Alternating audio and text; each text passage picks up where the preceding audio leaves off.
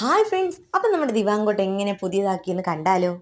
എല്ലാവരുടെ വീട്ടിലും കാണൂലേ ഇതുപോലെ പഴകിയിട്ട് പുതിയ കുഷൻ അടിക്കാൻ പറ്റാത്ത അവസ്ഥയിൽ കിടക്കുന്ന ദിവാനുകൾ. വേറെ ഒന്നും വേണ്ട, ഒരു ചട്ടുകവും നല്ലൊരു മെറ്റീരിയലും എടുത്തു കഴിഞ്ഞാൽ നമ്മുടെ ദിവാനെ നമുക്ക് പുതിയൊരു ലുക്ക് കൊടുക്കാം. ഫസ്റ്റ് നമ്മൾ നല്ലൊരു ക്ലോത്ത് സെലക്ട് ചെയ്ത്, ഇപ്പോൾ ഓൾറെഡി ഞാൻ ഇതിനകത്ത് യൂസ് ചെയ്തുകൊണ്ടിരിക്കുന്ന രണ്ട് സൈഡ് സ്റ്റിച്ച് ചെയ്ത് നമ്മൾ ക്യാപ്പ് കണക്ക് അടിച്ചിട്ട് സ്റ്റിച്ച് ചെയ്യുമായിരുന്നല്ലോ ഒരു ടൈമിലൊക്കെ.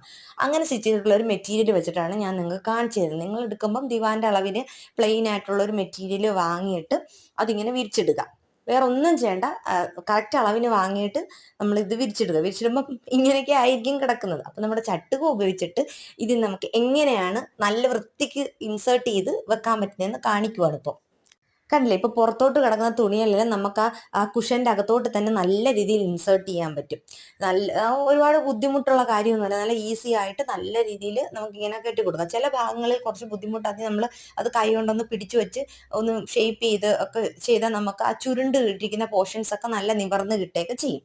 അപ്പോൾ നമുക്ക് ഈ പോർഷൻ എല്ലാം നല്ല കംപ്ലീറ്റ് ആയിട്ടാണ്. ഇനി നമുക്ക് ഈ ഈ നെക്സ്റ്റ് പോർഷനിലോട്ട് നമുക്ക് ഇതേപോലെ ചട്ടുക ഉപയോഗിച്ചിട്ട് ആ ക്ലോത്ത് എല്ലാം ഇതിനകത്ത് ഇൻസേർട്ട് ചെയ്ത് വെക്കാം.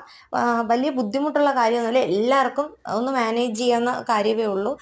പെട്ടെന്ന് തന്നെ നമുക്കത് ചെയ്യാൻ പറ്റും. അപ്പോൾ എല്ലാവരും ട്രൈ ചെയ്ത് നോക്കണം. ചില പോർഷൻസൊക്കെ നമുക്ക് കുറച്ച് ടൈം എടുക്കും, കാരണം ഈ ക്ലോത്ത് ഇടയ്ക്കൊന്ന് ചുരുളും. അപ്പം നമുക്കൊന്ന് പിടിച്ച് അഡ്ജസ്റ്റ് ചെയ്യുമ്പോഴത്തേക്ക് നല്ല വൃത്തിക്ക് നമ്മുടെ ദിവാങ്കോട്ട് കിട്ടും. കുഷൻ അടിച്ചൊന്നും പൈസ കളയേണ്ട.